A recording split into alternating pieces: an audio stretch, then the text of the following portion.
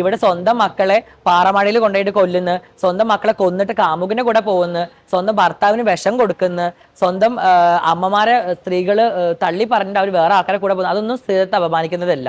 പിഞ്ചു കുഞ്ഞിനെ, ചോരക്കുഞ്ഞിനെ ബാത്റൂമിൽ കൊന്ന കഥ ഇപ്പം അടുത്ത്, സ്വന്തം മകളുടെ കുഞ്ഞിനെ കിണറ്റിലിട്ട് കൊന്ന അമ്മയുടെ കഥ, ഇതൊന്നും സ്ത്രീത്വത്തെ അപമാനിക്കുന്നില്ല. ജാസി ഒരു ഗർഭകഥ പറഞ്ഞപ്പോൾ അത് ഭയങ്കര സ്ത്രീത്വത്തെ അപമാനിച്ചതാണ്. ഇവിടെ ഞാൻ ഒരു ട്രാൻസ് മാത്രമാണോ ഈ ഗർഭത്തിന്റെ കാര്യം പറഞ്ഞത്? ഇവിടെ ഇതിനു മുമ്പ് എത്രയോ ട്രാൻസ് പറഞ്ഞിട്ടുണ്ട്, അതൊന്നും വിഷയമായിട്ടില്ല.